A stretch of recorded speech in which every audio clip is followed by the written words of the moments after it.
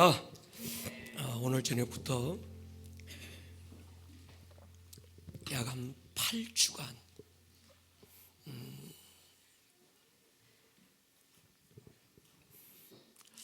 하나님 아버지의 그 마음을 우리가 쫓아가고 하나님 아버지의 그 마음의 어떠함이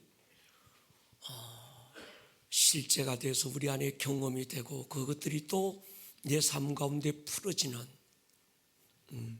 그런 시간들로 삼았으면 좋겠습니다.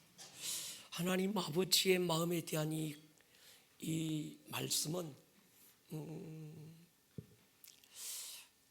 누군가가 당신의 인생의 마지막 설교를 하라고 한다면 어떤 설교를 할 거냐고 물을 때 저는 이 설교를 할 것 같아요. 그래서 우리가 이 말씀이 듣고 또 듣고 우리 안에 새겨지는 밤이 되기를 바랍니다. 사람을 바꾸는 게 돈이나 지식은 아니더라고요.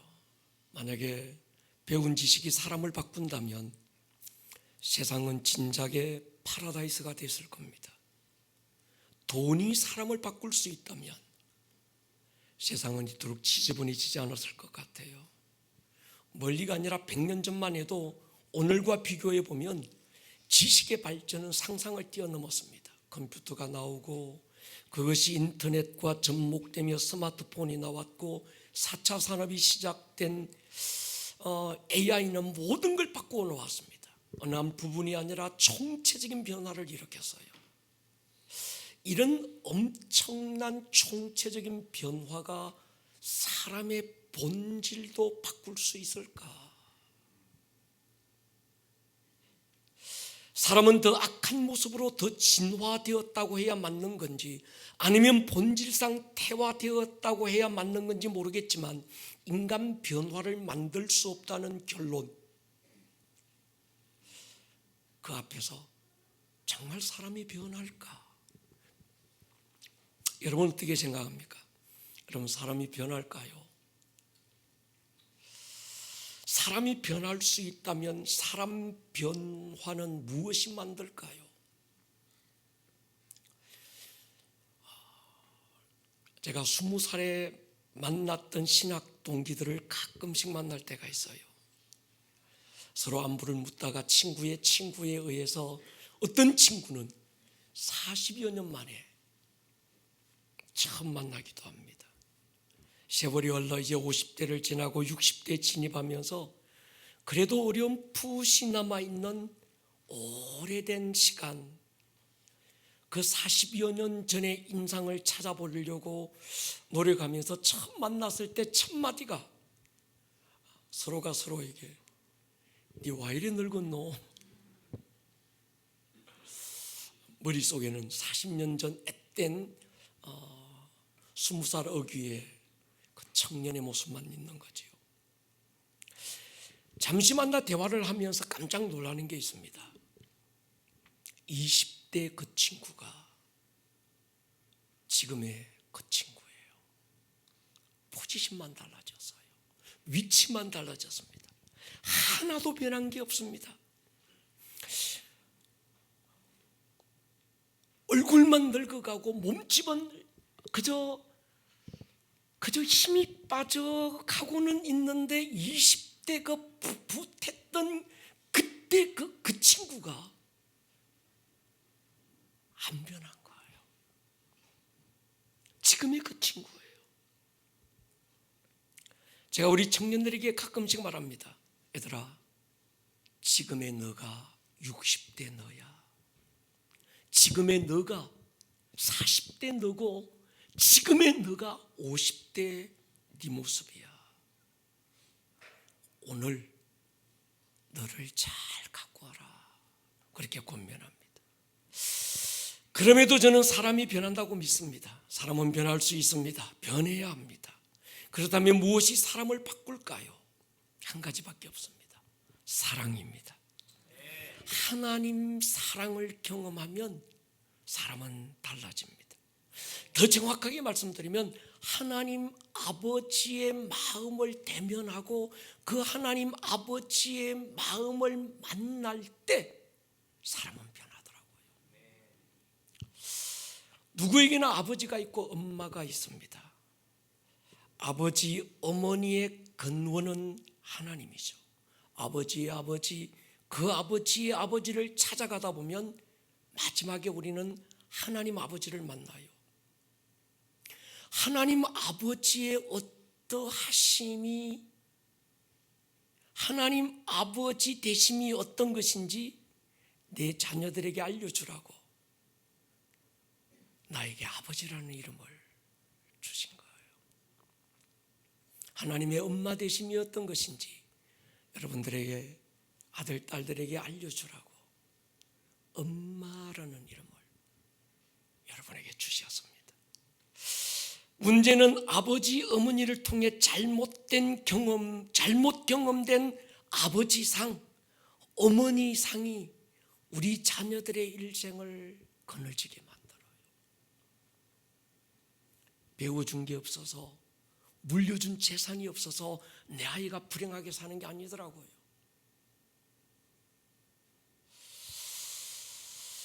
여러분, 자식 사랑하지 않는 어버이 어디 있을까요? 고슴도치도 지 새끼 사랑합니다. 사랑이라는 명목으로 대물려준 상처가 그 자녀들의 일생을 어둡게 만듭니다. 여러분, 다급한 건 더 많은 공부를 시켜줘야지 그게 아닌 것 같아요.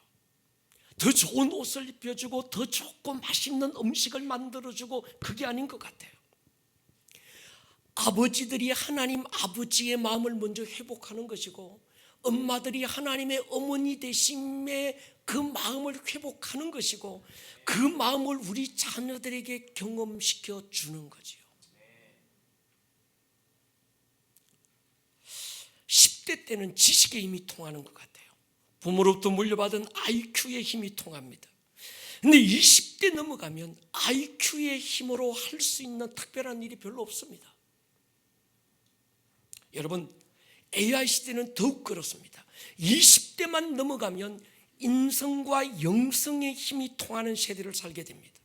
30대, 40대 인생을 본격적으로 살기 시작하는 그때부터 내 부모로부터 물려받은 IQ나 물려받은 유전자가 남들과 비교해서 그렇게 큰 강력한 어떤 배경이 되지 않더라고요.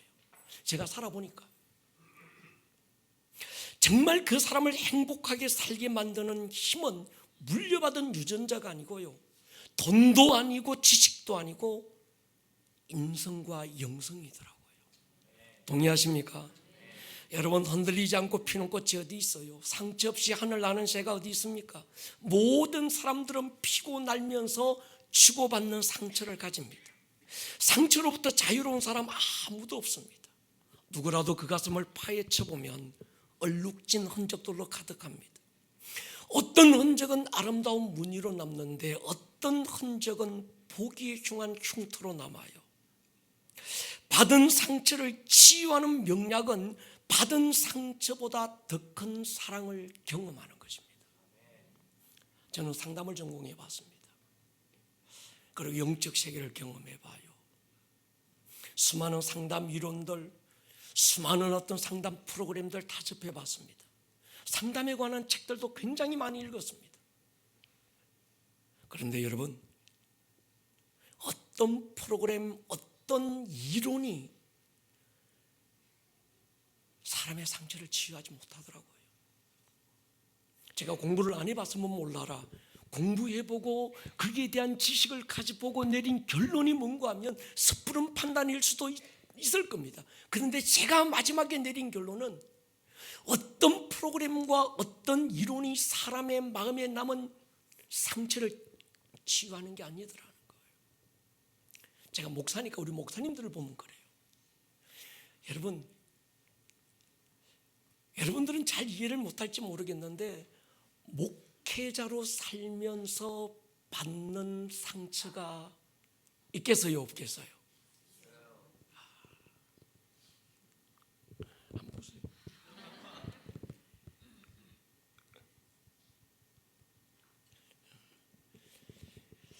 그냥 생각 없이 던져버린 한마디 말이 때로는 비수가 돼서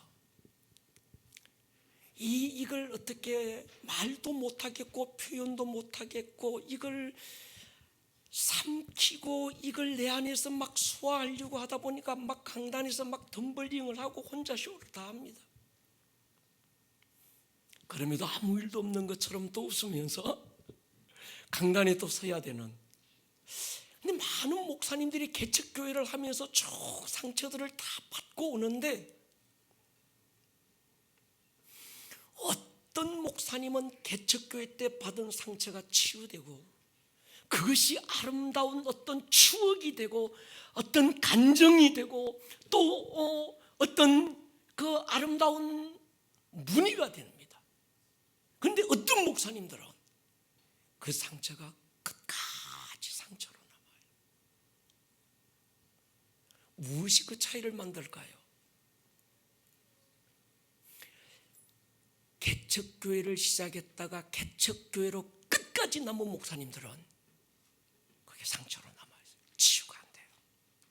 그런데 그 개척 상태를 벗어나서 이제 어떤 영향력을 주면서 한국 교회 안에서 어떤 그 또 다른 어떤 목회 영역을 펼쳐가는 나름 세상적으로 말하는 성공한 목사님들은 보면 그게 간정이 되고 노래가 돼요.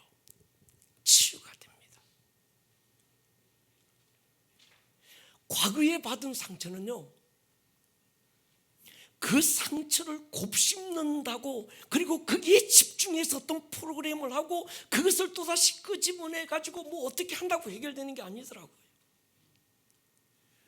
더 큰 꿈을 꾸면 치유가 되고 더 큰 사랑을 받으면 치유되는 줄로 믿습니다. 받은 상처 만지작거리고 있는 사람은 상처로부터 벗어나지를 못하더라고요.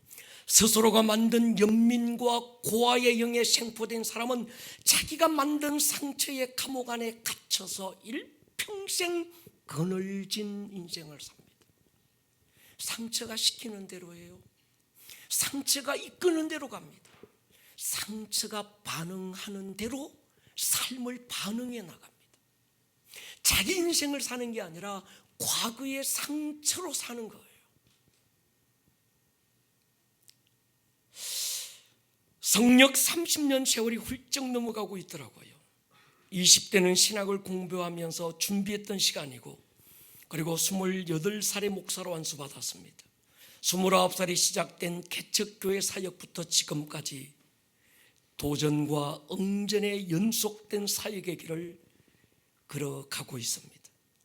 30대 열정으로 가득했던 것 같습니다. 하나님을 알면 알수록 신앙은 깊어졌고 그 하나님의 능력이 내 안에 임하면 임할수록 내 안의 열정은 더 뜨거워졌습니다. 신앙은 하나님을 아는 것과 비례하더라고요. 하나님을 알면 알수록 신앙이 흔들리지 않고 깊어지더라고요. 그런데 목회는 사람을 알고 사람을 상대하는 것입니다. 하나님을 사랑하고 아는 것만으로 목회가 되는 건 아니라고 하는 딜레마 부딪혔던 적이 있어요. 주님을 사랑하는 뜨거운 가슴만큼 개척하면 1년의 성도들이 저는 막 몇백 명씩 막 몰려올 줄 알았습니다. 제 20대 후반에 말이죠. 자신도 있었고요. 근데 막상 집사람하고 둘이서 안방에서 작은 밥상 하나 두고 교회를 열고 시작해 보니까 현실은 그렇지 않습니다. 모든 사람들이 다 나처럼 그렇게 하나님 사랑하고 열린 마음으로 서로를 보듬을 줄 알았어요. 근데 교회 안에 10명이 모이면 10명이 얼굴만 다른 게 아니라 생각이 다르고 살아왔던 삶의 경험과 배경이 너무 달랐습니다. 100명이 모이면 그 중에 한두 사람쯤 비슷한 사람이라도 있었으면 그래도 괜찮을 텐데 하나님의 신묘막측함은 100명이 달라도 너무 다른 거예요. 인간이 하나님의 신묘막측한 작품이라는 걸 깨닫기까지 오랜 시간이 걸리지 않더라고요. 그래서 사람을 알려면 사람을 공부해야 되겠다. 그래서 상담을 공부하기로 마음을 먹었습니다. 그때 읽었던 책 가운데 결정적 역할을 했던 한 권의 책이 있습니다. 사랑과 행복으로의 초대, 양은순 교수님이 썼던 책이에요. 그 책을 읽고 충격을 받았어요. 이분은 도대체 어떤 분이길래 이렇게 사람을 잘 알고 이렇게 좋은 글을 쓸 수 있을까? 찾아가다 보니까 백석대학, 그때 천안대학입니다. 거기서 상담학을 가르치고 계셨어요. 일단은 그분으로부터 사람을 배우기 결정하고 30대 중반에 학부 1학년에 다시 입학했습니다. 목사가 된 후 늦가기로 입학해서 7년을 상담을 배웠어요. 공부하면서 처음에 제 모습이 보이더라고요. 제가 이해되기 시작했습니다. 왜냐하면 저는 제 스스로가 이해가 안 될 때가 너무 많았거든요. 목사야 네가 인간이가 싶은 때가 한두 번이 아닌 거예요. 내가 도대체 왜 이러지? 근데 공부를 하면서 내가 지금 왜 이러는지가 보이기 시작하더라고요. 조금 지나면서 다른 사람들의 모습이 보이기 시작했고 그들 안에 고여 있는 상처가 보이기 시작하면서 사람이 조금씩 이해되기 시작했습니다. 알면 이해가 되는데 모르면 오해로 바뀌더만요. 알아야 되더라고요. 가장 큰 죄는 모르는 거예요. 여러분, 하나님을 알기를 축복합니다. 그리고 마음의 눈이 열려서 내가 누군지를 아시기를 주의 이름으로 축복합니다.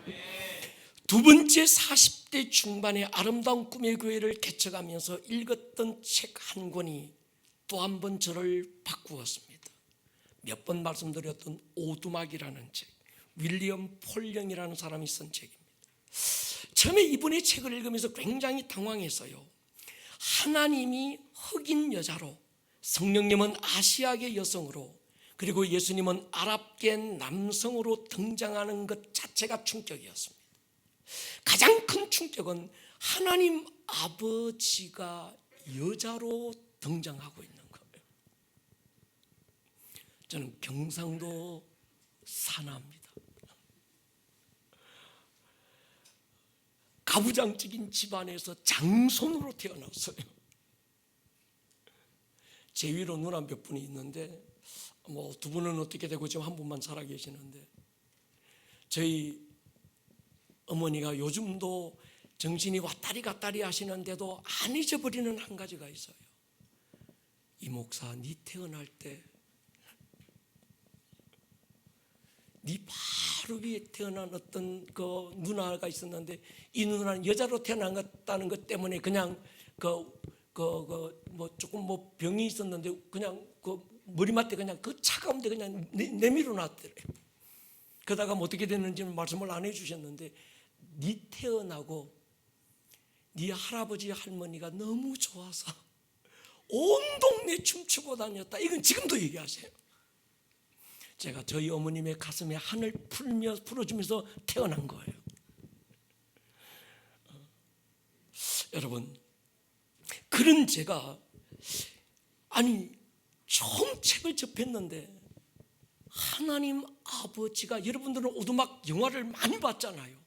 근데 좀 자연스러울지 모르겠는데 2010년도 이 책이 처음 한국말로 번역이 되어 나오면서 제가 그 책을 바로 접해서 읽었는데 제게는 충격이었습니다. 그런데 몇 번 그 책을 되읽으면서 하나님은 먼저 제 안에 육신의 아버지로부터 받았던 상처를 만지기 시작했어요. 이름 자체만으로도 제게는 버겁고 아프고 힘들었던 아버지라는 존재가 그리움이 되기 시작했습니다. 그때 왜 그러셨는지, 그러실 수밖에 없었던 이유들이 이해가 되기 시작했어요. 그리고 또 한 사람의 아버지라는 이름으로 살고 있는 제 자신이 보이기 시작했습니다. 우리가 인카운트 할 때마다 이 오두막이라는 영화 계속 보잖아요. 그때마다 하나님께서, 우리 벌써 한 6번, 7번 본 분들도 있고 저는 한 10번 이상 본 것 같은데, 볼 때마다 하나님께서 또 다른 어떤 모습을 보여주시면서 내 안에 어떤 부분을 만져가시잖아요. 아멘입니까? 이 영화는 한 가정에 일어난 지울 수 없는 상처로부터 막을 열어요. 삼위일체 하나님께서 한 남자 안에 남겨진 이 상처를 어떻게 다루고 치유하시는지 너무나도 디테일하게 그리고 있는 영화입니다. 양은성 교수가 썼던 사랑과 행복으로의 초대, 그리고 윌리엄 폴령이라는 분이 썼던 오두막이라는 이 책 두 권을 통해서 하나님 아버지 되심이 어떤 것인지를 저는 알고 그 사랑을 경험하게 되면서 제 자신의 모습이 바뀌어지기 시작했습니다. 제가 바뀌니까 목회 철학이 달라졌어요. 모든 사람들이 만나야 될 가장 큰 은혜가 뭘까? 하나님 아버지의 마음입니다. 하나님의 아버지 되심이 어떤 것인지, 이건 이론으로 아는 것도 아니고 공부해서 배워서 아는 것도 아니고 경험으로 아는 겁니다. 여러분, 이 8번의 시간 가운데서 하나님 아버지의 마음을 만날 수 있기를 축복합니다. 여러분, 신앙은 이론이 아닌 거지요. 만남인 거지요. 인격적 사건인 거지요. 실제가 되어야 될 줄로 믿습니다. 그래서 첫 번째 목표, 하나님의 아버지 마음을 모두가 경험하라. 하나님을 인격적으로 만난다는 건 하나님의 마음을 만난다는 겁니다. 하나님을 안다는 건 하나님의 마음을 안다는 말이죠. 마음과 마음이 만날 때 진심이 통하는 거예요. 두 번째, 하나님의 아버지 마음이 내 인격이 되고 나타나고 있는가를 점검하셔야 합니다. 종교는 교리를 강조하고 요구하지만 신앙은 내 안에 예수 그리스도의 마음이 나타나는 거예요. 빌립보서를 통해서 강조하신 말씀이 그거잖아요. 너희 안에 이 마음을 품어라. 곧 그리스도 예수의 마음이다. 내 안에 정말 예수 그리스도의 마음이 내 안에 품어지고 있는가? 세 번째, 성경적 가정의 회복입니다. 성경이 말하는 아버지다운 아버지, 어머니다운 어머니, 자녀다운 자녀로 회복되는 거예요. 그래서 받은 상처들이 어쩔 수 없지만 이걸 아름다운 무늬와 별로 만들어갈 수 있는 은혜가 있기를 축복합니다. 네 번째, 성경적 교회의 회복입니다. 교회는 가족이잖아요. 동의하십니까? 목사와 목자는 영적 아비 어미들입니다. 교회 안에 내 영적 아비가 있는가?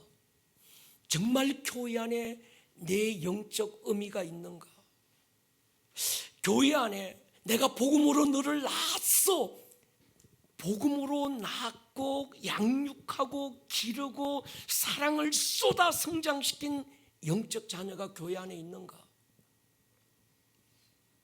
교회 안에 한 가족으로 살고 있으면서도 여전히 고아인 채 고독한 섬처럼 살고 있지는 않은가 돌아보셔야 합니다. 그래서 성경적 가정, 성경적 교회 회복, 이번 이 기회가 회복되기를 축복합니다. 그러려면 인간은 어떤 존재인가 아셔야 돼요. 인간은 첫 번째, 물리적인 존재와 동시에 영적 존재죠. 물리적인 존재를 보이는 나, 육체라고 말하고, 영적 존재를 우리는 마음, 영혼이라고 부릅니다. 이 육체는 흙으로 지음받았고 흙에서 난 것으로 유지하다가 한 줌 흙으로 돌아갑니다. 우리의 영, 보이지 않는 나는 하나님의 말씀으로 지음받았고 하나님께로 돌아가는 영원한 존재, 시간의 지배를 받지 않기 때문에 늙지도 않고 죽지도 않는 영원한 존재, 영적 존재죠. 육은 흙에서 난 것으로 살지만 우리의 속사람 영은 하나님의 사랑으로 사는 거예요. 사람이 떡으로만 사는 건 아닙니다. 하나님의 입에서 나오는 모든 말씀으로 사는데, 하나님의 입에서 나온 모든 말씀을 다르게 표현하면 사랑인 거죠. 아멘입니까? 두 번째, 인간은 우리라는 공동체적인 존재입니다. 이 말씀은 우리가 오랫동안 많이 강조해 온 것 같아요. 처음 인간 원형의 모습으로 돌아가 보면 합니다. 창세기로 돌아가 보십시다. 1장에 보면 하나님이 이르시되 우리의 형상을 따라 우리의 모양대로 우리가 사람을 만들자. 우리 특별한 하나님의 존재 양태, 우리로 표현되는 거예요. 삼위일체죠. 여러분, 삼위일체를 믿으시기 바랍니다. 한 것도 어떤 데서 와서 성경에 삼위일체 어디 있노? 삼위일체라는 단어는 없지만 삼위일체를 강조하는, 삼위일체를 너무나도 분명하게 말씀하는 성경이 너무 많습니다. 삼위일체를 부인하면 예수를 부인하고요, 삼위일체를 부인하면 이단이 되는 거예요. 삼위일체 인정하십니까? 아멘입니까? 예, 짐승을 창조하실 때는 하나님이 단수로 자기를 표현하셨는데, 인간을 창조하실 때는 우리라는 공동체로 하나님이 자기를 나타내세요. 그 말은 하나님은 공동체로 존재하신다는 뜻이 있고, 또 하나는 인간만큼은, 짐승은 혼자 살 수 있지만 인간은 우리라는 공동체를 통해서 성장하고 우리라는 공동체 안에서 인간다운 삶을 살 수 있다는 겁니다. 구약에서는 가정이라는 공동체를 주신 하나님이 신약에는 교회라는 공동체를 주셨습니다. 하나님이 직접 세운 공동체는 두 가지입니다. 가정과 교회죠. 그저 세워지지 않습니다. 아담의 옆구리에 상처 내고 가정이 세워졌고, 예수님의 옆구리에 상처 내고 교회가 세워졌습니다. 공동체는 누군가의 희생과 헌신을 통해서 세워지고 성장해 가는 거죠. 여러분, 공동체를 귀하게 여기시기 바랍니다. 인간은 나로 구원받지만 구원받은 내가 우리가 될 때 열매를 맺고 성장하고 부르심을 이루는 줄 믿습니다. 하나님이 일하실 때 보면요, 구약에서는 하나님이 한 사람을 통해 일합니다. 엘리야 한 사람을 통해서 민족을 바꾸고, 모세 한 사람을 통해서 민족을 일으키고, 다윗 한 사람을 통해서, 엘리사, 느헤미야 한 사람을 통해서 하나님이 일하세요. 그런데 예수님이 오시면서 예수님은 가장 먼저 12 제자 공동체를 부릅니다. 예수님은 혼자 사역하지 않고 제자 공동체를 통해서 일하셨고, 성령님이 오시면서 교회가 세워지고, 성령은 교회 공동체를 통해서 일하시고, 교회 공동체를 통해 부르심을 이루어가는 거예요. 아멘입니까? 인간은 처음부터 하나님의 아들로 창조됐습니다. 이것을 우리는 sonship이라 이렇게 부릅니다. 같이 한번 읽겠습니다. 에베소 1장 3절로 6절 시작. 찬송하리로다. 하나님 곧 우리 주 예수 그리스도의 아버지께서 그리스도 안에서 하늘에 속한 모든 신령한 복을 우리에게 주시되, 곧 창세전에 그리스도 안에서 우리를 택하사 우리로 사랑 안에서 그 앞에 거룩하고 흠이 없게 하시려고 그 기쁘신 뜻대로 우리를 예정하사 예수 그리스도로 말미암아 자기의 아들들이 되게 하셨으니, 이는 그가 사랑하시는 자 안에서 우리에게 거저 주시는 바 그의 은혜의 영광을 찬송하게 하려는 것이라. 이 말씀은 굉장히 중요합니다. 우리 교회 영적 DNA가 여기서 나왔습니다. sonship이라는 영적 DNA, 아들됨, 자녀됨이라고 하는 sonship의 핵심이 여기 있는 거예요. 하나님이 창세 전에, 해와 달을 만들기 전, 인간을 만들기 전, 아담을 만드시기 그 이전부터 하나님은 인간 창조에 대한 어떤 디자인을 가지고 계셨는데, 그것은 내가 인간을 만들면 이 인간을 나의 아들들이 되게 할 거야. 아멘입니까? 그래서 우리는 무수리로 창조되지 않았고, 우리는 노예로 창조되지 않았고, 아멘입니까? 우리는 처음부터 하나님의 아들들로 계획되었고 창조되었습니다.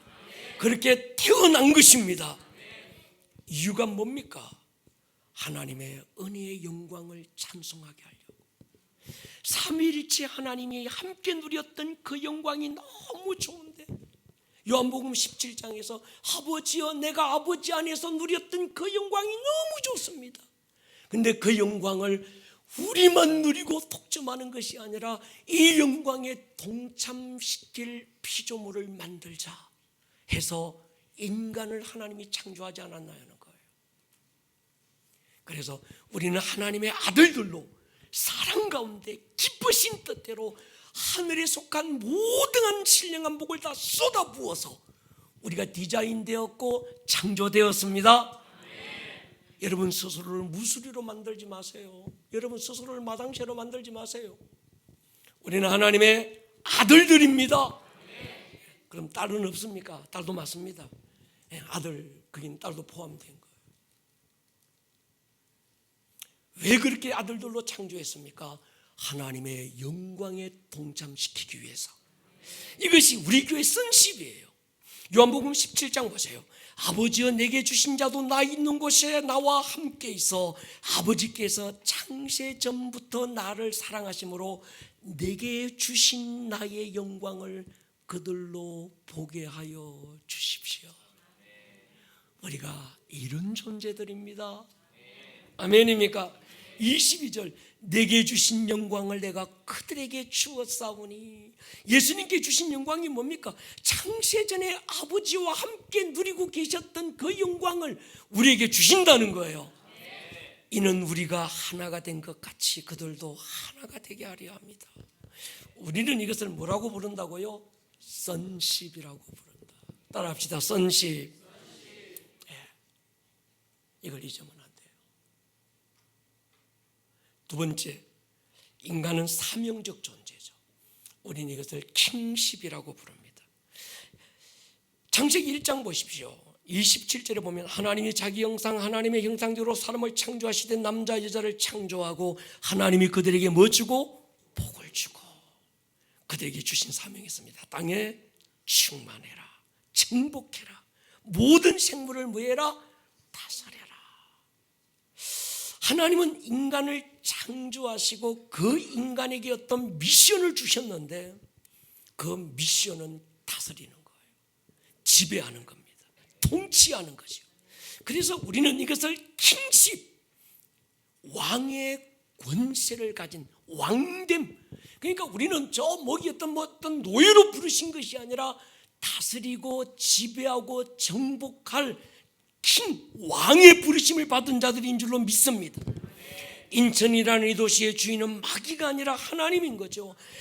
에덴 동산의 주인은 여호와라서 여호와의 동산이라고 불렀는데 그 여호와 하나님이 주인이 되고 왕이 됐던 그 에덴 시티를 하나님은 아담에게 위임하신 거예요. 인천 이 도시는 하나님의 주인인데 하나님이 주인되어 통치하고 다스리시는 이 권세를 교회에게 주셨습니다. 여러분, 교회를 세우시고 통치권을 위임하신 거예요. 아담이 통치권을 마귀에게 넘겨준 것처럼 오늘 이 시대 교회들이 이 도시의 통치권을 마귀에게 넘겨줘 버렸습니다. 그래서 우리 교회 부르심이 뭡니까? 나 너 함께 모여서 떡볶이 먹고 쎄쎄쎄 아침바람 찬바람에 울고 가는 저기에게 놀자고 부른 게 아니라는 거예요. 하나님께서 아름다운 꿈의 교회를 이 교회에 세운, 이 땅에 세운, 이 도시에 세운 건 이 교회를 통해서 이 도시를 회복하자는 것입니다. 이 사명은 우리 교회만이 아니라 모든 교회들의 부르심인 거죠. 충만함, 정복해라, 다스리라. 짐승은 본능적인 존재지만 인간은 이 사명을 다하라고 지원받았습니다. 그래서 짐승은 본능이 충족되면 행복해요. 등 따숩고 배부르면 만족합니다. 그런데 인간은요, 등 따숩고 배부르다고 만족이 안 됩니다.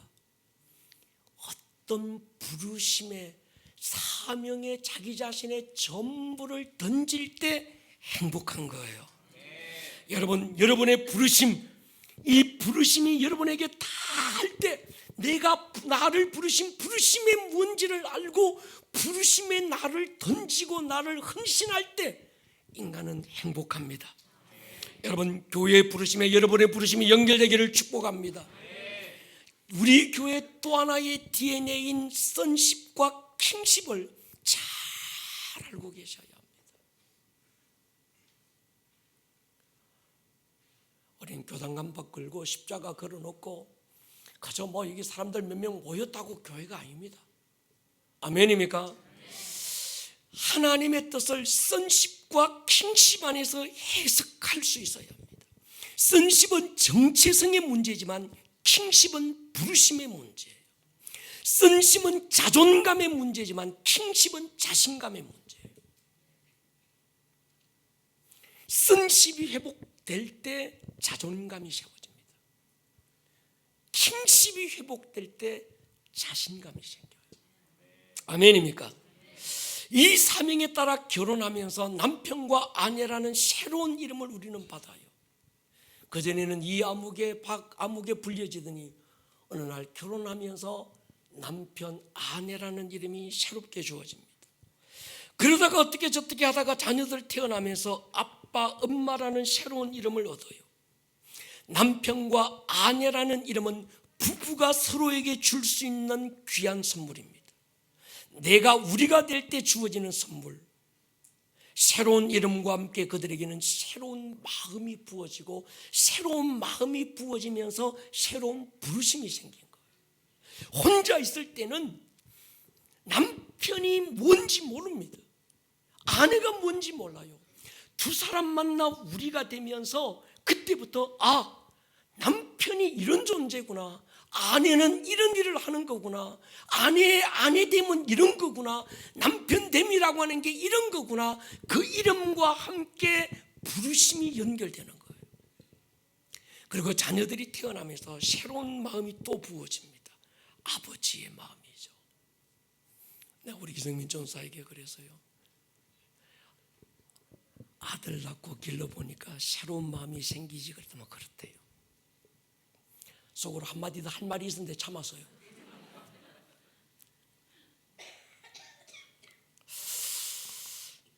한 남자 여자로 살 때 전혀 없었던 마음, 한 사람의 남편 한 사람의 아내로 살 때 도무지 이해될 수 없었던 새로운 마음이 아버지가 되고 어머니가 될 때 부어지는 겁니다.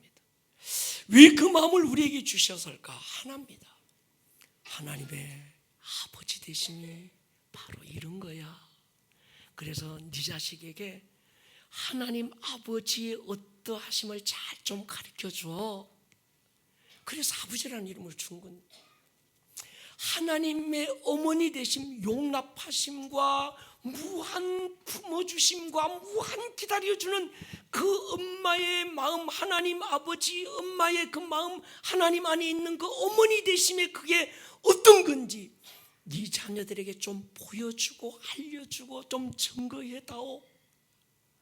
네가 온전히 그렇게는 못하겠지만 네 자녀들에게 너의 어머니 됨을 통해서 하나님의 어머니 되심이 이런 거다 보여주고 알려주라고 엄마라는 이름을 줍니다. 제 엄마 어디 갔어요? 유준아, 엄마한테 그거 배우고 있냐? 여러분 보세요. 왜 내게 하나님께서 아버지라는 이름을 주셨지? 하나님만 쓰고 있는 성경에서 하나님은 이런 분이야 아버지라고 하는 그 고귀한 이름을 왜 동일한 그 이름을 내게 주셨을까? 제가 그 오두막이라는 영화 보면서 충격받으면서 그때부터 저는 하나님을 엄마라고 불렀으면 좋았어요. 근데 하나님 엄마라고 하면 또 이단이라고 할 것 같아. 왜냐하면 제가 아버지에 대한 상처가 많거든요. 그래서 어렸을 때 누가 하나님을 아버지라고 교회에서 부르면 화장실로 끌고 갔다니까요. 아버지라고 부르지 마라. 네가 하나님을 아버지라고 부르는 순간에 내 안에서 막 욕이 나온다. 그럼 뭐라고 부를 거? 뽀대나게 여호와라고 부르면 되지 않냐. 왜 네 집에 아버지 놔놓고 교회까지 와서 아버지라고 불러서 남의 마음을 또 네가 복장을 걸고 놓냐 막 이랬던. 그래서 교회 다니면서 어렸을 때 하나님을 아버지라 부르는 친구가 제일 꼴보기 싫었어요. 그래서 제 마음속에 다짐한 게 있어요. 중학교 때 쓴 시를 보면 그래요. 엄마를 사랑하는 아빠가 돼야지 막 이런 거. 여러분, 오늘 여러분들 안에 특별히 아버지들이요, 하나님의 아버지 마음이 부어지기를 축복합니다. 그리고 그 자녀들에게 하나님의 아버지 마음이 흘러가기를 축복해요. 여러분 어머니들이요, 여러분들을 통해서 하나님 아버지 엄마의 성품, 자애로움, 따뜻함, 용납함, 기다려주심, 무엇도 품고 12복 치마폭으로 감싸서 녹여내는 그 마음이 여러분들 자녀에게로 흘러가기를 축복해요. 제가 좋아하는 심리학자, 기독교 심리학자인데 레리 크랩이라는 사람, 제가 이 책도 몇 번 소개한 것 같아요. 이 레리 크랩이라는 이 사람이 쓴 책 중에 이런 얘기가 있더라고요. 인간은 두 가지 욕구가 있다는 겁니다. 본능적으로 하나는 안정감에 대한 욕구고 하나는 중요감에 대한 욕구라는 거예요. 안정감은 누군가와 친밀함을 통해서 채워지고, 중요감, 나는 참 중요한 존재야, 이 중요함은 영향력 있는 사명을 통해서 채워진다고 합니다. 그래서 인간은 공동체 안에서 다른 사람들과 친밀한 관계를 통해서 행복을 알고 어떤 의미 있는 일을 통해서 삶의 가치를 느낍니다. 중요한 건요, 안정감의 욕구는 엄마의 사랑과 돌봄을 통해서 경험돼요. 부어집니다. 중요감은 아버지의 인정과 관심과 지원을 통해서 얻어지는 거예요. 그러니까 어렸을 때 그 엄마의 무한한 사랑과 이해와 돌봄이 없이 이 아이가 태어나서 자라면 늘 불안해요. 늘 두려워요. 또 아버지의 전폭적인 지원, 관심, 인정, 너 대단해, 막 아버지의 전폭적인 지지를 받지 못하고 자라면요, 스스로를 하찮게 여겨요. 자기가 얼마나 중요한 존재인지를 모르는 겁니다. 아무데나 내던지는 겁니다. 그러니까 인간은 이 두 가지가 채워질 때 자기 정체성을 알게 되고 또 자신감을 가지고 살게 됩니다. 아버지를 통해서 자신이 얼마나 소중한 존재인지 모르고 엄마를 통해서 안정과 충분한 돌봄을 받지 못하게 자라면 자존감이 떨어지고 불안한 가운데서 어른이 됩니다. 더 안타까운 것은 아빠, 엄마를 통해서 배우고 알아야 될 하나님의 마음을 받아들이기 어려워요. 이 사람은 굉장히 율법주의에 빠지게 됩니다. 하나님은 두려운 분, 하나님은 계셔, 근데 하나님은 무서워. 하나님이 사랑이라는 게 이해가 안 되는 거예요. 하나님이 아버지라는 게 이해가 안 되는 겁니다. 하나님은 심판 주고 막 분노하시는 분이고 막 채찍을 휘두르는 분이고 사정없이 막 혼내는 분으로 이해하는 거예요. 그래서 하나님을 밑에 벌벌벌벌 떨고 믿는 거예요. 주일날 교회 올 때도 하나님을 사랑함으로 나오는 게 아니고 두려워서 나와요. 오늘 내가 예배 안 드리고 딴 데 가면 다리가 탁 부러질 거야. 갔다 와야 마음이 편이야. 11조 때 먹으면 하나님은 또 2배, 3배로 뺏어가. 그러니까 힘들어도 내가 내야 돼요. 이렇게 생각하는 거예요. 여러분, 하나님 그런 분 아닙니다. 다리 부러뜨리는 분 아니에요. 아멘입니까? 우리는 그 하나님 앞에 나아갈 때 사랑으로 나아가야 되는 거예요. 그런데 이 마음을 누가 기초를 닦아주는가 하면 육신의 아버지, 어머니가 그걸 길을 열어주는 거예요. 여기서 그걸 경험하지 못하면 아무리 교회에서 얘기를 해줘도 그게 안 먹혀 들어오는 거예요. 인간은 육신의 부모를 통해서 하나님이 어떠하신 분인지 압니다. 육신의 부모와의 관계가 거울이 돼서 하나님과 관계를 만들어갑니다. 육신의 부모와의 관계가 건강하지 못한 사람은 하나님과 건강한 관계를 형성하기가 어렵습니다. 육신의 아버지가 무섭고 혼내는 분이면 하나님을 두렵고 심판하는 분으로 착각해요. 사랑의 하나님을 이해하기가 어렵고 용서의 하나님을 받아들이기가 어렵습니다. 죄는 하나님과 관계만 깨뜨린 것이 아니라 부부관계를 깨뜨렸고 부모와 자식의 관계를 깨뜨리고 말았습니다. 서로 사랑하라 지은 부부가 서로 싸우고 하나님의 아버지 되심과 어머니 되심을 보여주라고 자식 주셨는데 그 자식에게 부모가 가진 상처를 또 되물려 주는 거예요. 공동체는 깨지고 공동체 안에는 사랑이 아니라 상처가 계속 되물림되고 하나님을 아는 아버지의 마음은 깨어져 버린 거예요. 이게 오늘 이 시대 비극입니다. 뭐 핵무기 만들어서 김정은이가 지금 뭐 핵무기 쏘고 뭐 그게 아닙니다.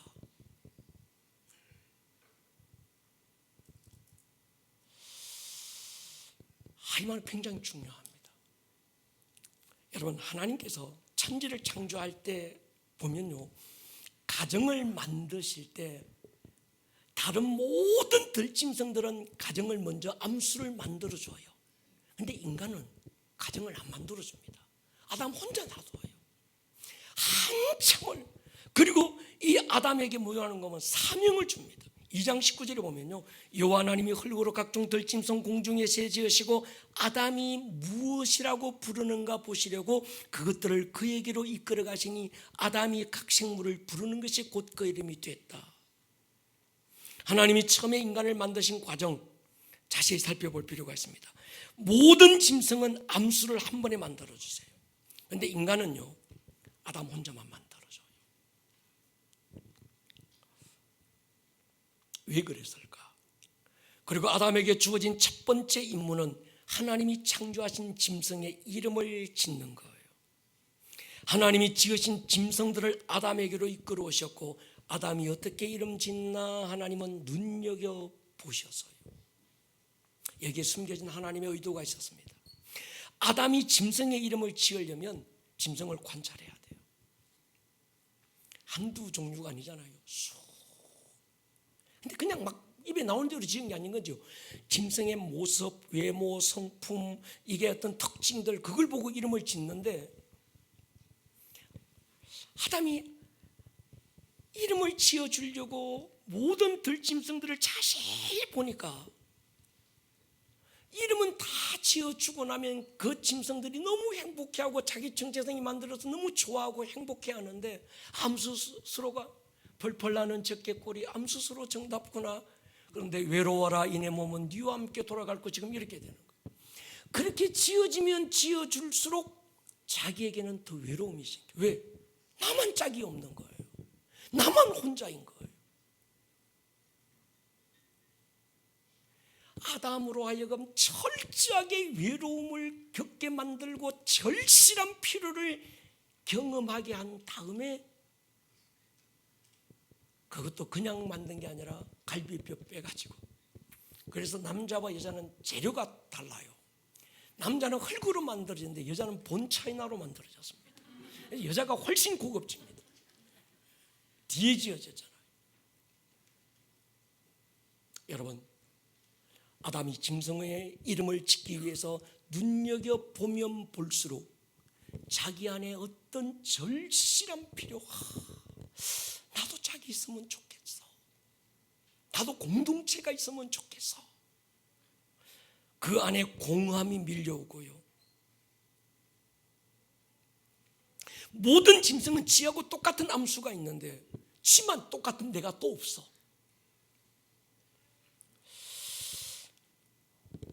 다른 모든 짐승은 짝이 있는데 나는 짝이 없는 거예요. 그래서 하나님은 아담의 갈비뼈로 아내를 만들어줍니다. 이것이 숨겨진 하나님의 한수였습니다. 절박함에서 얻은 짝이라야 소중한 줄 알아요.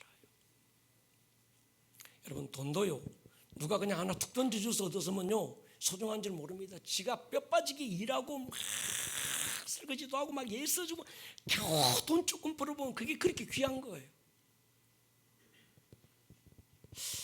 여러분, 하나님께서 인간에게 공동체를 주고 짝을 주실 때는 절실한 필요 속에서 소중함을 알고 살아라는 거거든요.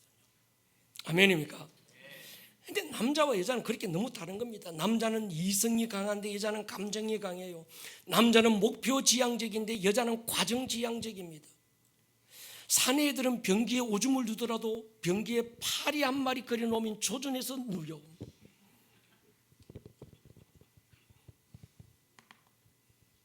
제가 백화점을 가면 아내는 에스컬레이터를 타자고 하는데 저는 엘리베이터를 타고 싶어요. 남자는 문제에 집중하는데 여자는 해결에 관심이 별로 없습니다. 남자들 그래서 결론이 뭐야? 결론을 얘기 듣고 싶은 거예요. 그리고 결론을 던져주는 거예요. 병원에 가봐 아프면.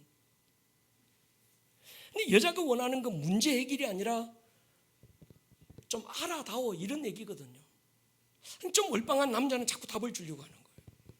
제가 그래요.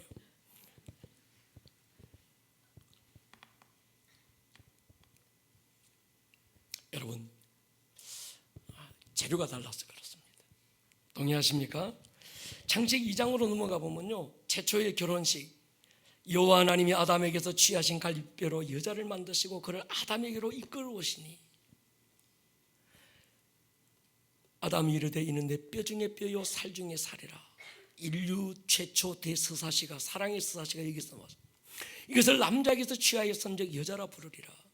남자가 부모를 떠나 그의 아내와 합하여 둘이 한 몸을 이룰지로다. 결혼식입니다.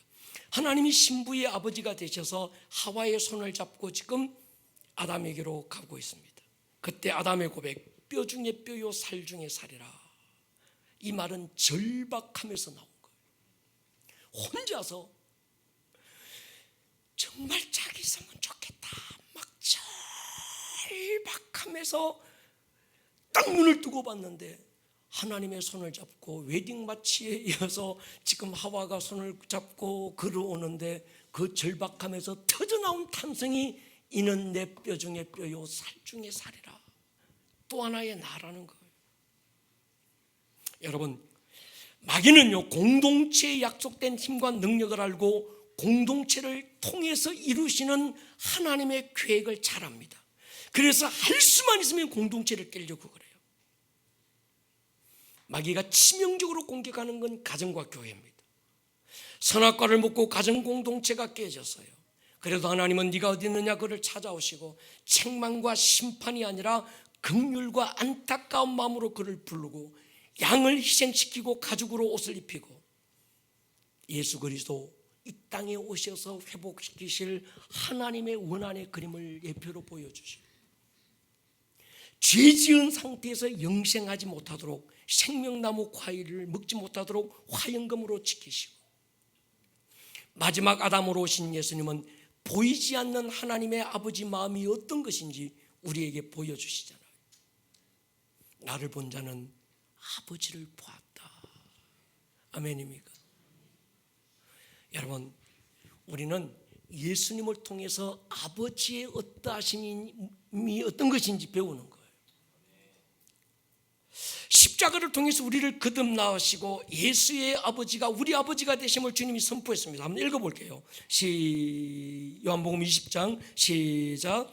예수께서 이르시되 나를 붙들지 말라. 내가 아직 아버지께로 올라가지 아니하였노라. 너는 내 형제들에게 가서 이르되 내가 내 아버지 곧 너희 아버지 내 하나님 곧 너희 하나님께로 올라간다 하라 하시니. 여기서 키워드가 있습니다. 내 하나님 곧 너희 하나님. 아멘입니까? 내 아버지가 곧 너희 아버지야.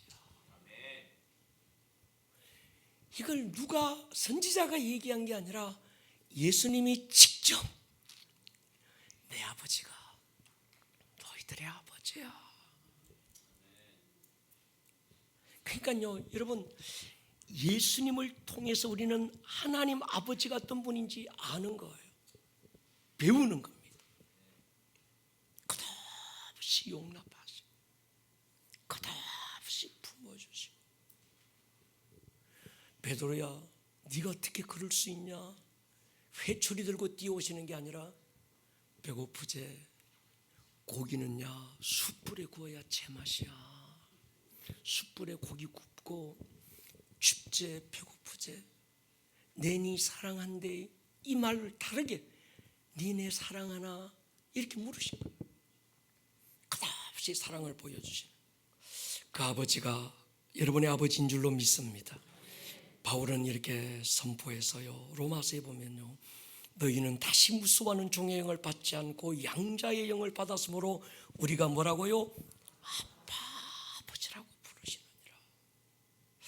예수님을 통해서 성령님을 통해서 우리는 한 그분의 가족이 된 거예요. 여러분, 우리의 정체성, 우리의 자신감은 하나님이 내 아빠야, 여기에서 나오는 거예요. 아멘입니까? 다른 데서 나올 수가 없습니다. 하나님이 나의 아빠야. 아멘입니까? 교회와 가정은 하나님의 아버지 되심이 어떤 것인지 보여주고 경험시켜 주라고 세워진 거예요. 하나님의 아버지 되심과 어머니 되심을 보여주고 가르쳐 주라고 세워진 가정에서 잘못 왜곡된 아버지 어머니의 모습이 내 육신의 아버지 어머니의 모습을 통해서 나타나고 우리 자녀들에게 심어지면서 문제가 오는 거예요. 엄마의 조건 없는 사랑과 돌봄을 통해서 하나님과의 친밀함을 알게 해 주어야 될 안정감은 깨어지고, 아버지의 인정과 관심과 아낌없는 지원을 통해서 내 자녀들에게 너는 소중한 존재야, 하나님께 넌 정말 소중해, 중요감이 깨어져 버린 거예요.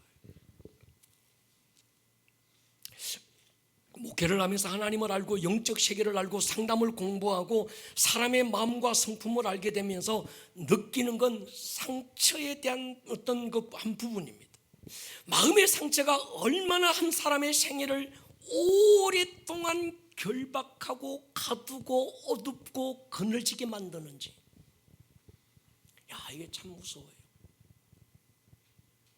이사야 61장에서 하늘이 선포되면서 은혜의 해가 선포되면서 마음이 상한 자,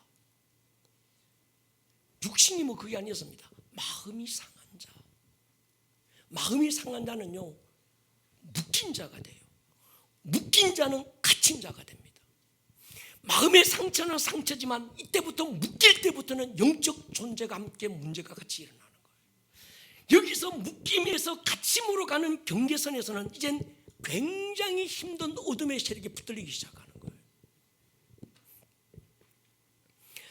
여러분, 상처에 묶이지 않으기를 축복합니다. 아버지의 마음을 만날 때, 우리 어릴 때 그러잖아요. 뛰어놀다가 넘어졌어 하고 울면 엄마가 와서 뭡니까? 앞치마로 보듬어주고 괜찮대, 엄마 손이 약손이 돼, 다 녹아버려. 여러분, 제가 이 치유 사역을 해보면서 상처는요, 육체적인 상처와 마음의 상처가 있고, 마음의 상처는 감정의 상처와 의지의 상처가 있습니다. 자세한 건 우리가 인카운트에서 한번 다루기로 하고, 대부분의 많은 내적 치유나 이건 감정만 치유해요. 상한 감정. 근데 상한 감정만 치유하고 상한 의지가 치유되지 않으면 이건 계속 소가 여물 되씹듯이 계속 되씹기만 해요. 상처받고 또 치유됐다가 또 상처받고 또 치유되고 또 상처받고 맨날 이거만 해요. 근데 의지가 치유돼야 되거든요. 의지가 함께 꺾이고 의지가 함께 상처를 받았는데, 이 의지가 치유되지 않으면 감정의 치유는요 맨날 그것만 되풀이합니다. 진짜 치유는 어디서면 의지의 치유에서 일어나는 거예요. 의지의 치유는 이걸 만져서가 아니라 이미 그 의지가 깨어져 버렸기 때문에 그 의지를 일으키는 힘은 하나님의 사랑이더라는 거예요. 아멘입니까? 선십과 킹십이 회복될 때 의지가 치유돼요. 의지가 치유되면, 그래 누가 뭐 돌 던지고 뭐 해도, 무슨 말을 해도 그냥 에이 뭐 웃고 괜찮냐, 뭐 상처가 안 돼요. 근데 의지가 깨어진 상태에서, 치유가 안 된 상태에서는요, 누가 말 한마디만 하면 삐쭉 빼쭉 실쭉 새쭉 삐딱 뺐다 엎어졌다 뒤집어졌다, 누가 뭐 아무 말도 안 했는데 지 스스로 상처받아가지고 내한테 저 말 했을 거야, 저게 지금 내 미워가지고 나한테 이런 식으로 했을 거야, 막. 옛날에 전에 제가 어떤 분이 시험 들어서 교회를 안 나오게 했대. 왜냐하면 목사님이 성도들 입에 맞추고 쫙 나가는데 다른 사람한테는 막 웃으면서 눈 맞추고 악수하는데 지는 악수할 때 그냥 안 쳐다보고 악수하더래. 그때부터 이분이 고민되기 시작해. 우리 목사님이 나만 미워하나 봐. 에라이. 이게 뭔가 하면 이해가 되는 게, 그건 이 사람은 상처가 많은 거예요. 의지가 깨어져 있는 거예요. 의지가 너무 약해져 있는 거예요. 그러니까 자존감이 없는 거예요. 우리가 다음 어떤 인카운트 할 때는 이 의지 부분을 가지고 아주 막 집중적으로 우리가 한번 인카운트 한번 할 거예요. 기대가 되십니까? 하나님은요, 우리에게 굳은 마음 취하고 새 마음을 주세요. 에스겔서 36장 보십시오. 시작. 또 띄워봐라. 시작. 또 새 영을 너희 속에 두고 새 마음을 너희에게 주되 너희 육신에서 굳은 마음을 제거하고 부드러운 마음을 줄 것이며. 예, 여기서 굳은 마음, 상처난 마음이에요. 여러분 왜 굳어집니까? 자꾸 긁고 긁다 보면 이게 딱정이가 앉아가지고 딱딱해진 마음, 굳은 마음. 상처 위에 또 다른 상처, 또 위에 그 상처 계속 받다가 보니까 마음이 굳어져 버린 거예요. 새 마음, 부드러운 마음. 여러분 새 마음이 부어지기를 축복합니다. 여러분, 제가 이건 시간이 넘어가서 오늘 여기까지만 하려고 합니다. 오늘 하나님께서 여러분 안에 새 마음을 주시기를 축복합니다. 뒤에 굉장히 중요한 부분인 우리가 다음 주에 우리가 연결해서 같이 좀 할 수 있으면 좋겠어요. 여러분 오늘 이 밤에 우리가 한 가지, 상처 없는 사람은 있다 없다? 다 주고받습니다. 여러분 상처 많이 받은 사람이 상처 많이 줘요. 그 사람 나 목사님 나 상처 너무 잘 받아요. 그 사람은 틀림없이 누군가에게 상처를 잘 주는 사람입니다. 사람은 가진 걸 줘요. 지가 안 가진 걸 못 줍니다. 자기가 받은 걸 줘요. 사랑을 받은 사람은 사랑을 주고요. 용서를 가진 사람은 용서를 줍니다. 근데 상처를 받은 사람은 그냥 칭찬하는데도 그 칭찬이 상처가 돼. 이런 거 있잖아요. 누군가는 칭찬하면 그 칭찬이 그냥 칭찬으로 안 들리고 뭔가가 야식기리하게 뒤에 뭔가가 있는 것처럼 살짝 꼬아가지고 얘기하는 사람들 있잖아요.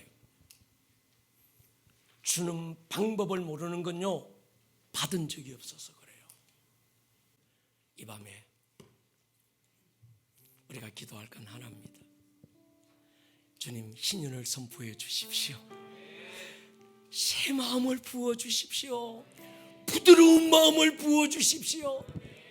아버지의 사랑을 경험하게 해주십시오. 여러분, 하나님에 대해서 오해하지 마세요. 하나님은 무서운 분 아닙니다. 어떤 분이 그러더라고요. 하나님이 나 치셨다고. 하나님이 나 사랑해서 병 주었대. 그러면 그 병 고쳐달라고 하면 안 돼요. 사랑해서 주신 걸 왜 또 고쳐달라고 해요. 끝까지 품고 살아야지. 하나님은 병 주는 분 아닙니다. 뒷동네 아멘 하십시다. 하나님은 여러분 때리는 분 아니에요. 치유하는 분이고 자유케 하는 분이고 새롭게 하는 분입니다. 하나님에 대한 오해를 바꾸셔야 합니다. 예수님이 이 땅에 오실 때 세례 요한이 했던 말이 있어요. 회개하라 메타노헤이테. 하나님에 대한 지식을 수정하라는 겁니다. 하나님을 잘못 알고 있다는 거예요. 무서운 분, 두려운 분이 아니라는 겁니다. 예수님의 아버지가 나의 아버지입니다. 그 아버지, 이는 내 사랑하는 아들이고 내 기뻐하는 자다. 끝없이 그 아들을 믿어주고 그 아들을 지지해주고 그 아들과 늘 함께 하시고, 그 아들도 마찬가지입니다. 아버지의 뜻이 아니면 말 한마디도 스스로 하지 않기를 원하고, 오직 아버지의 뜻이라면 십자가의 죽음까지도 내가 이루고 싶었던 그게 아들됨입니다. 오늘 이 밤에 하나님의 아버지 되심이 여러분 안에 회복되기를 기도합니다. 여러분이 하나님의 소중한 자녀됨, 그 선십이 회복되기를 축복합니다. 자리에서 우리 한번 일어날 거예요. 아버지, 당신의 마음이 있는 곳에 아버지여 나의 마음도 있기를 원합니다. 아버지 당신의 마음이 있는 곳에 나의 마음이 있기를 원해요. 아버지 당신의 눈물이 고인 곳에 나의 눈물이 고이길 원해요. 아버지 당신이 바라보는 영혼에게 나의 두 눈이 향하길 원해요. 아버지 당신이 울고 있는 어두운 땅에 나의 두 발이 향하길 원해요. 나의 마음이 아버지의 마음 알아. 내 모든 뜻 아버지의 뜻이 될 수 있기를 나의 온 몸이 아버지의 마음 알아. 내 모든 삶 당신의 삶 나의 마음이 나의 마음이 아버지의 마음 알아. 내 모든 뜻 아버지의 뜻이 될 수 있기를 나의 온 몸이 아버지의 마음 알아. 내 모든 삶 당신의 삶 되기를. 여러분, 종교인이 되려고 하면 안 됩니다. 우리는 하나님의 자녀가 되셔야 합니다. 아버지의 마음을 만나야 합니다. 아버지의 마음이 부어져야 합니다.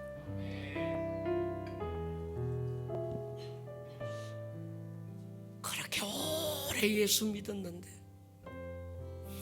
그렇게 오래 교회 생활하고 오래 몇 대입니다.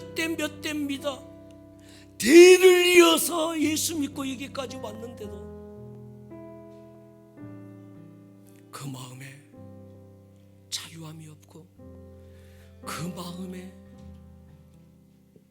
기쁨이 없고 늘 또한 사람의 바리새인처럼 종교적인 의무에 사로잡혀서 율법이라는 또 하나의 어떤 규범에 사로잡혀서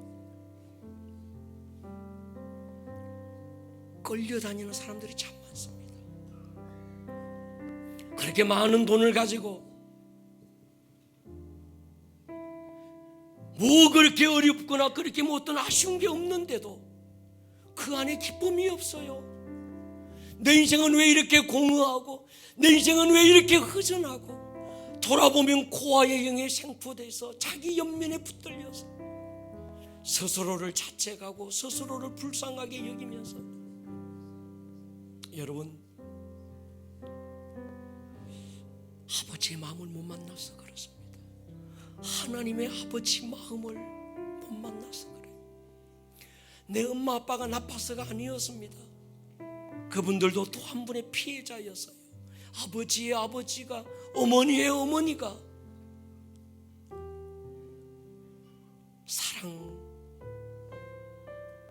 사랑이라는 이름으로 받은 걸 또 준 것뿐입니다. 여러분, 자존감이 없고요, 자신감이 없고요, 늘 세상을 왜곡된 눈으로 바라보고 누가 그런 게 아닌데도 스스로 상처받아서 상처에 갇혀서 웃지도 못하고 울지도 못하고 그 우울증이라는 감옥에 갇힌 사람들이 바로 그겁니다. 이 우울증은요, 여러분 치유 안 됩니다. 어제 오늘 일어난 일이 아니에요. 근본적으로 찾아가 보면 바로 거기 있었던 거예요. 한 가지 방법밖에 없습니다. 하나님의 아버지 마음을 지금이라도 만나면 됩니다. 지금이라도 그 마음을 경험하면 됩니다. 지금이라도 그 마음이 내 안에 부어지면 됩니다. 굳은 마음 지하고 부드러운 마음을 주시는 분, 새 영을 부어주시는 그 주님 앞에 엎드려서 아버지여, 내 안에 새 마음을 부어주십시오. 그리스도 예수의 마음을 부어주십시오. 여러분 아버지들이여, 여러분 어머니들이여, 여러분 안에 먼저 부어져야 합니다. 이 밤에 두 손 번쩍 들고 한번 기도할 거예요. 살아계신 나의 하나님, 은사도 받았는데 능력도 받았는데 그렇게 오래 신앙생활했는데 내 안에 기쁨이 없어요. 내 안에 감동이 없습니다. 내 안에 어떤 만족이 없어요. 주님의 마음을 내가 오늘 이 밤에 대면하기를 원합니다. 주의 마음을 내 안에 부어주십시오. 주여 한번 부르고 기도합니다. 오늘 들었던 이 말씀이 듣는 말씀에서 끝나지 않고 여러분들의 삶에 살아내는 말씀으로 생명력 있는 말씀이 될 수 있기를 주님의 이름으로 다시 한번 축복합니다. 온 하늘